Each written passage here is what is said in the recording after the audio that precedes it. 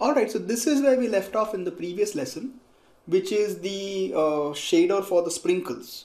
So most of this is kind of done now. So the only other major shader left as far as the food is concerned is a shader for the berries. So let's take a look at that. So what I'm going to do is I'm going to hide all of this. So we're going to hide the cake and we'll hide the crumbs and the sprinkles. And let's bring back the berries. So, 1, 2, 3, and 4. And let's also make a second camera to get a close-up of the berries. So I'll just, move it here and we'll create a new camera and set this to 640, 480 as well. Multiply it by 2. So we get the same resolution. And also, let's set up the depth of field for this. Okay, so where's camera 2? Yeah, there's camera 2. Okay, so just pull back. Yeah, and we'll place it there. And we want to set up the photographic exposure as well because camera 1 has photographic exposure. So let's add that. So we'll come to redshift and add camera parameters. We'll switch on photographic exposure and there's not too much of a difference. Yeah, 0.132. Okay, so we'll bring that down too. And we also want some depth of field. So our scale isn't right. So what I'm going to do is I'll get the f-stop down to about 0.5 and in here to enable depth of field. So we'll come to camera 2 and let's just do a render and see what we have. Yeah, there you go. So that's what we get. Okay, so there is a little bit of depth of field in this. And let's do one thing. Let's get this down to 0.2. Our scale is a problem, but that's fine. Let's make it 0.4. I think 0.4 should be okay. Okay, so now let's stop this and we'll build a shader. Okay, so come in here again. We'll take a redshift network. Let's call it berries. And we'll come back here into the berry. And we'll take a material and we have groups in here. Like because we also have the strands in there. So we have two groups. We have the berry and the strands. So this will go to the berry. So the group will be berry and the material will also be berries. Okay, and let's jump up, go back to the shader and create a basic RS material. Alright, so let's connect this. Okay, so the look we are going for is this. This is roughly what we want to achieve. So let's come back and let's hit render. Okay, so we will need subsurface scattering for this. So first let's build up like the basic shader and then we'll build the textures for it.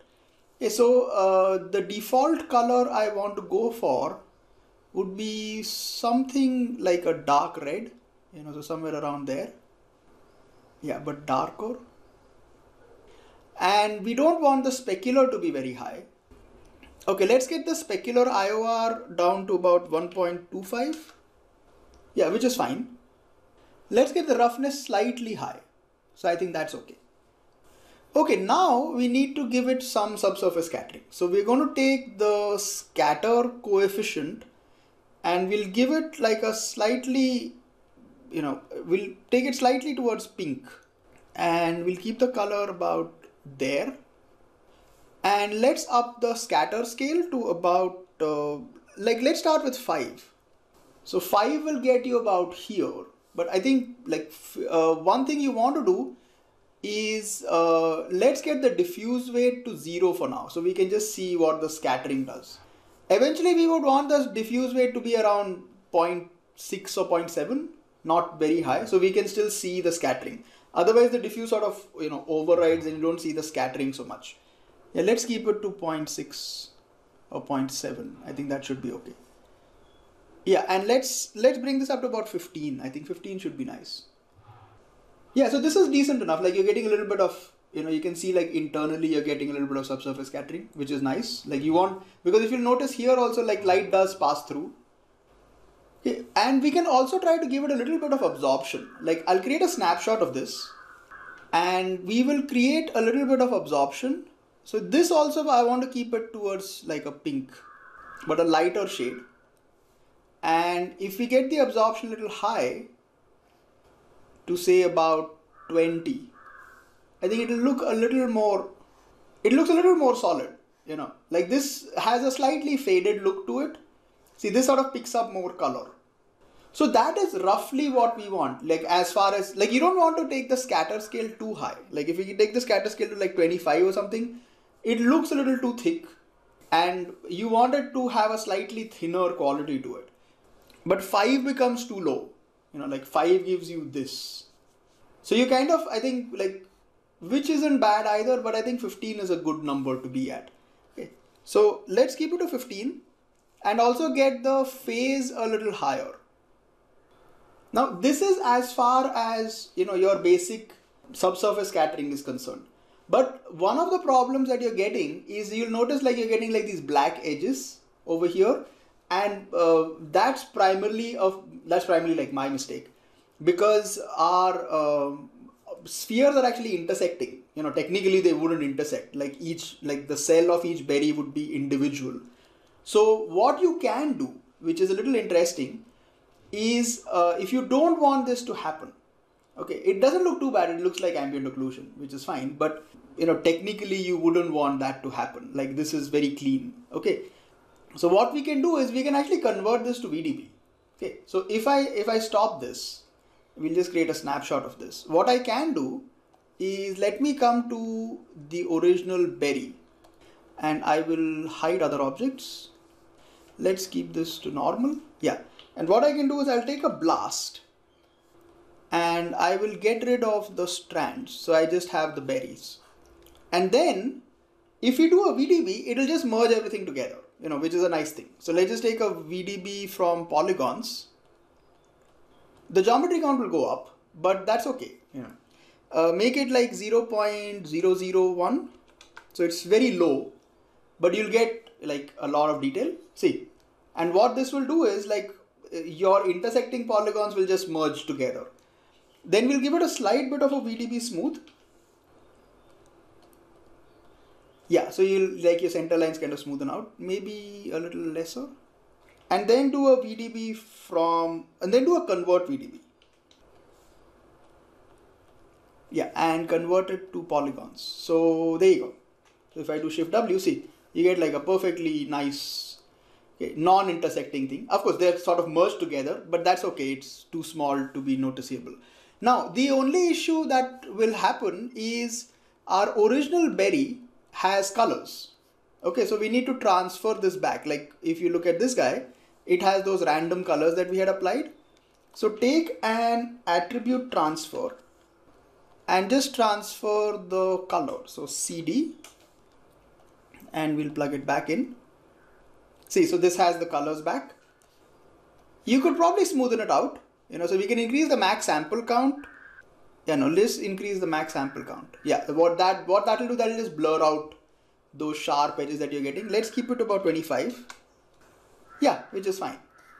Or if you don't want to smoothen it here, we can always take a smooth, you know, like the new smooth that we have. We can try to take a smooth and convert the attribute to CD and see if that works. Yeah, which isn't bad either, but I think the attribute transfer is fast enough. Okay, like no need to do this. So just keep it about 10. Yeah, see, so those edges sort of smoothen out. I think 5 should be okay. Yeah, 10 is fine. Let's do 10. And then we need to assign the material again. So just, you know, disconnect that. We'll create a group of this again because the group will be gone now. So create a group again, call it berry, and let's merge the things back. So if I do Control C, Control V and delete non-selected. Yeah, so we have that back and I can just merge these two together. And is there anything here? We have color and UV, which is fine. Like nothing here that will cause any major issues. And yeah, we should be back to normal. And now if I come back up, okay, and we can go back to camera 2. See, so it's a little more dense, but now the advantage should be like we'll get rid of those lines in the middle. So if I do a render, let me save this file.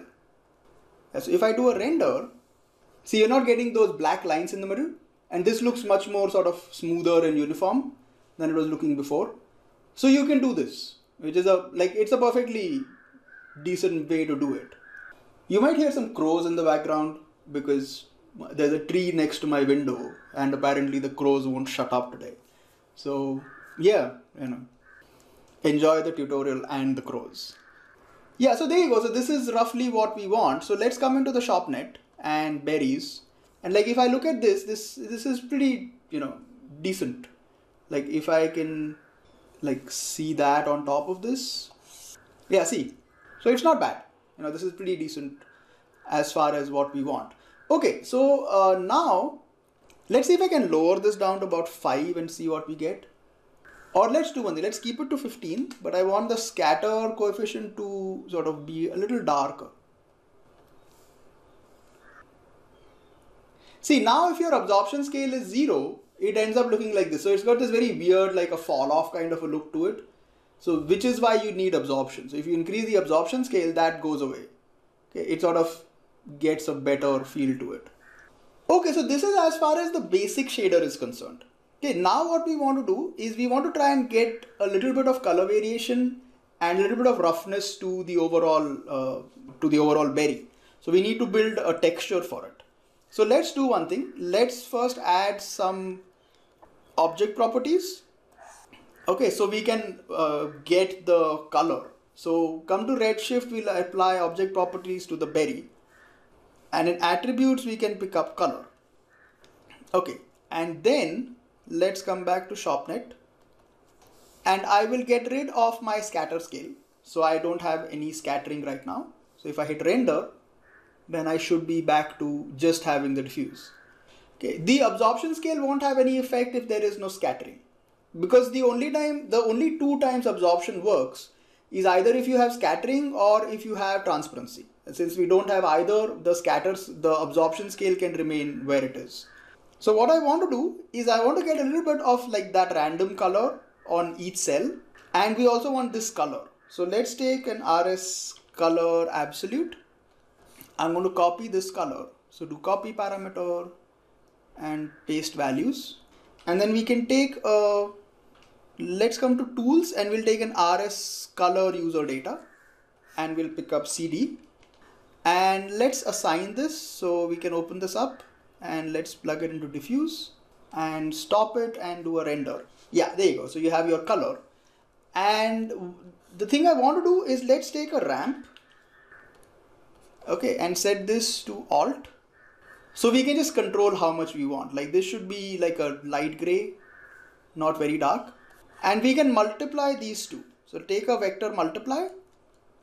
So this is the first one, that is the second one. Yeah, and there you go. See, so now you have like a little bit of random coloring. Which is step 1. The other thing I want is I also want a little bit of noise on it. And if you also look at the this thing, if I look at the image, it's got like this very fine sort of a grain to it. Technically it has fur on it, I think, a little bit, but we don't want to go that crazy with it. So what we want is like a very fine noise on the whole thing. So we'll also take care of that. So let me try to go a little closer to this. Yeah, so I want, as I said, I want like a very fine noise map. So let's take an RS noise. Okay, and let's plug that in and get the scale up to about 10 or 15. Okay, and we'll play around with the fractal value. So let's take fractal, we'll increase complexity to about 5 and then lower the amplitude gain till you start seeing like a very fine noise. Okay, and then we can also increase like the frequency scale to make it softer. Like if you get it too low, which isn't bad actually, it actually ends up looking a little bit like that, which isn't bad.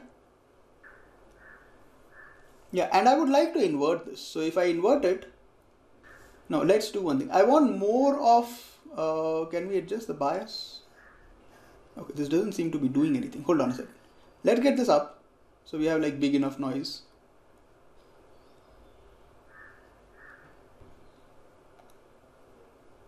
Yeah, this should be 0. That's why you're getting those black patches. And this should be 0.5. Okay.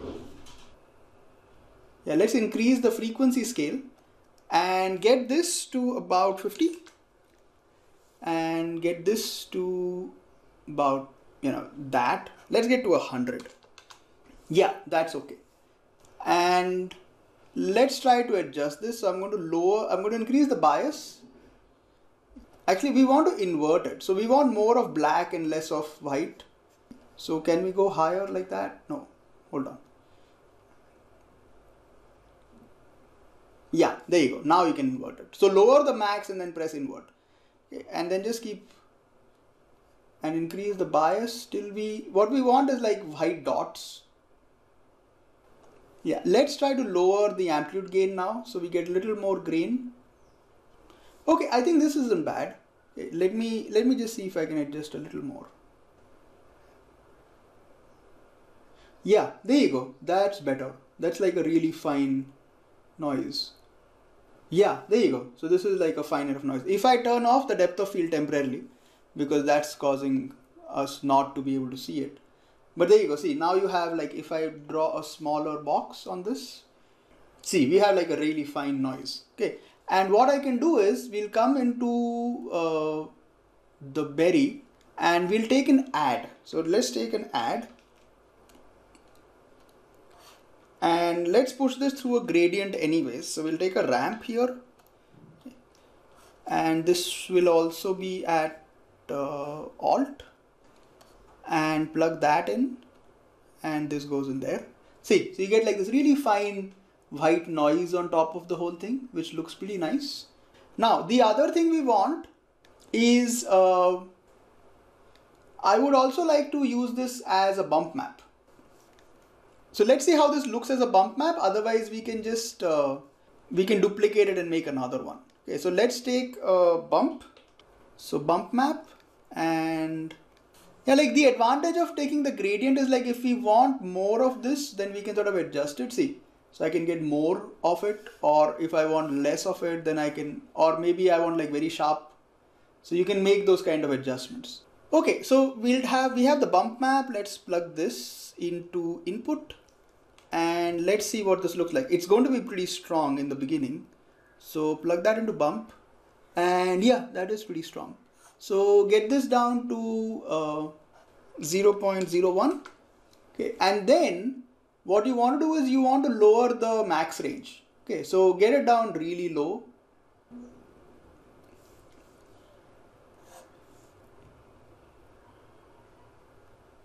Yeah, let me just increase the specularity so we can see the specular a bit. Let's get to about 1.4. Yeah, hold on. I don't think it's affecting the bump too much. If we make it 0, what do we get? Okay, it's affecting a little bit. Okay, let's do one thing. I think because we've modified the minimum maximum values a fair bit, it's not really working out the way we want. So let's get the max back to 1 and then we'll plug in the new one here. Yeah, and let me stop this, hit another render just to see. Yeah, and make it 0.1. Yeah, okay, now we have something. So make it 0.01. Yeah, there you go. Now you're getting like a fine grain. So 0.005. And lower this to 0.05, and you can increase the old range a little bit higher. So we want like if you look at the whole thing, it says it is slightly, like the specular is there, but it's slightly grainy, so we can adjust that. Yeah, there you go. That looks a little bit better. So if I draw the whole thing out, see, so that's what we have. Let's lower the specular amount again. So about 1.25 was good. And we also need to lower the bump again. So 0.002 should be fine.